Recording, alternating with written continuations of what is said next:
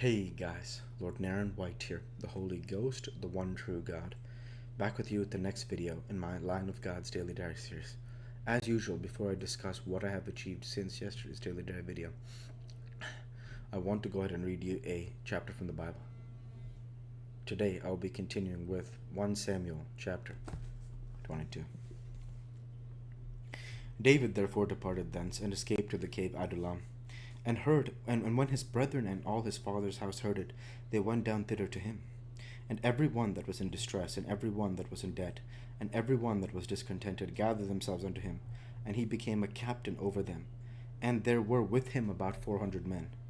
And David went thence to Mizpah of Moab, and he said unto the king of Moab, Let my father and my mother, I pray thee, come forth and be with you, till I know what God will do for me. And he brought them before the king of Moab, and they dwelt with him all the while that David was in the hold. And the prophet Gad said unto David, Abide not in the hold, depart and get thee into the land of Judah. Then David departed and came into the forest of Hareth. When Saul heard that David was discovered, and the men that were with him, now Saul abode in Gibeah under a tree in Ramah, having his spear in his hand, and all his servants were standing about. Then Saul said unto his servants that stood about, Hear now, ye Benjamites, will the son of Jesse give every one of you fields and vineyards, and make you all captains over thousands and captains of hundreds? That all of you have conspired against me, and there is none that sheweth me that my son hath made a league with the son of Jesse, and there is none of you that is sorry for me, or sheweth unto me that my son hath stirred up my servant against me to lie in wait as at this day? Then answered Doeg the Edomite, which was set over the servants of Saul, to said, I saw the son of Jesse coming to Nob, to Ahimelech the son of Ahitub. And he inquired of the Lord for him, and gave him victuals, and gave him the sword of Goliath the Philistine. Then the king sent to call Ahimelech the priest, the son of Ahitub, and all his father's house, the priests that were in Nob, and they came all of them to the king. And Saul said, Hear now, thou son of Ahitub. And he answered, Here I am, my lord.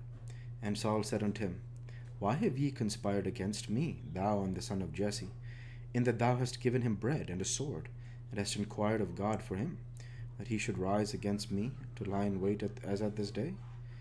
Then Ahimelech answered the king and said, And who is so faithful among all thy servants as David, which is the king's son-in-law, and goeth at thy bidding, and is honorable in thine house?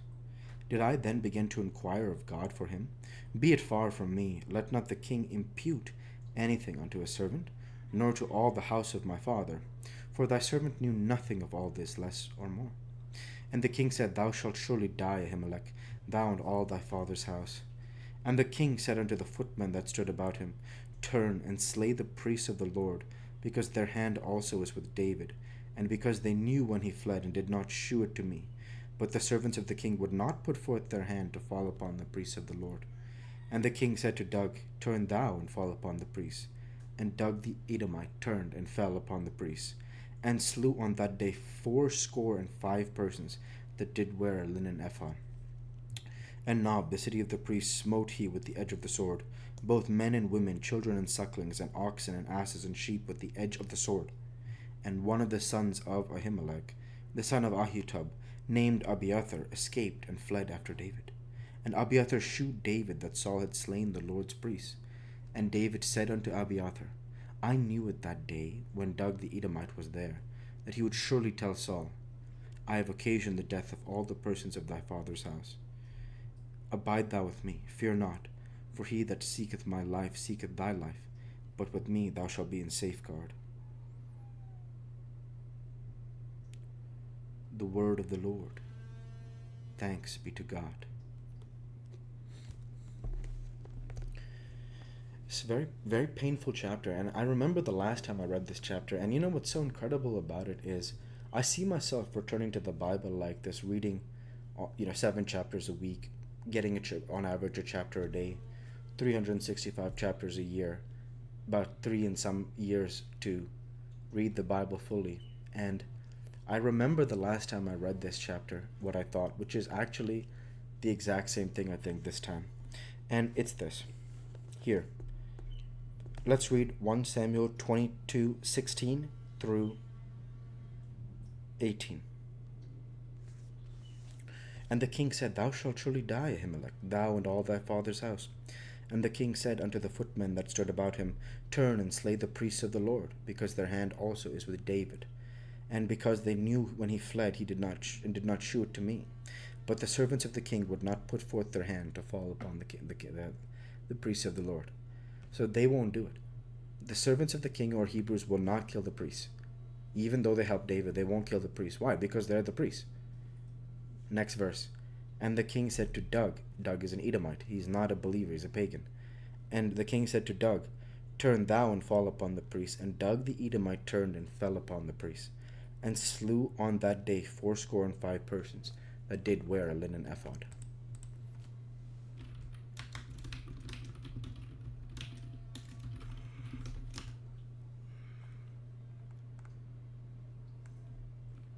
So it's super powerful stuff, because it shows how this struggle between Saul and David has become so much more, where there are people who have loyalty towards being a Hebrew, being a believer in Adonai, and then there are outsiders, in this case an Edomite, a pagan, Doeg, who, I don't know if it's Doeg, it's Doeg, I've been calling him Doug, maybe it's pronounced differently, so apologies if that's not correct, I'm doing the best I can.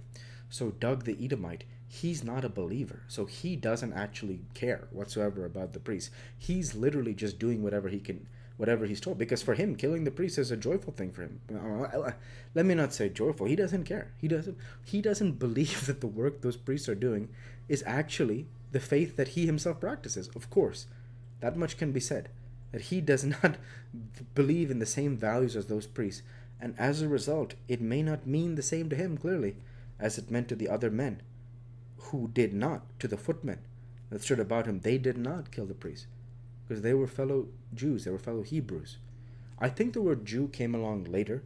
I've done some research on this. Let me actually Google that, because it's an interesting point.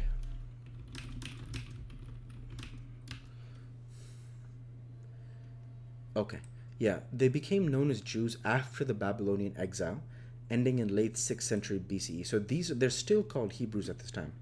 So I will do my best to maintain that perspective of how it was told then. So these Hebrews at this time, they will not betray the priests, because they're their priests. Why should they be killed like this for the disagreements between Saul and David? But Doeg doesn't care, and Doeg kills the priests.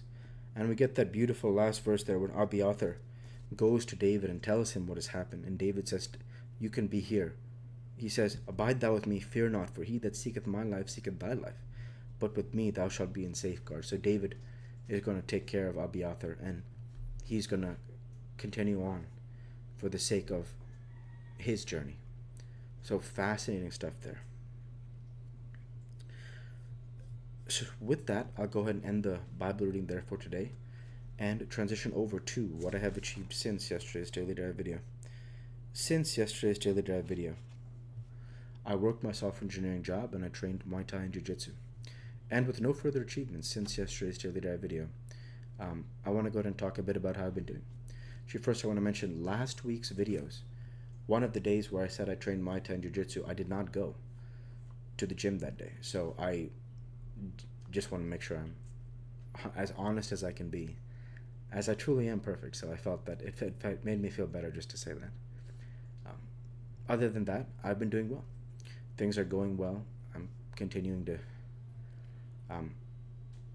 serve God perfectly, read my Bible videos, work my engineering job, save and invest money, do my weights, train Muay Thai and Jiu-Jitsu, and be happy. Take care of my household, be happy with the life God has given me. Embracing that perspective that it's going to be a marathon, not a sprint. I'm going to have to live like this for a while to get the kind of results that I want, and ultimately the glory, every bit of my glory, is to God Father Jehovah and God Son Jesus. So that's it. I just want to cherish that journey and be happy with it. So that's it. Yeah, and with nothing else to say, I want to go ahead and say thank you for watching, and I hope you enjoyed. Please like, comment, and subscribe, as it greatly helps the channel. Light be with you all. Take care, and thanks again.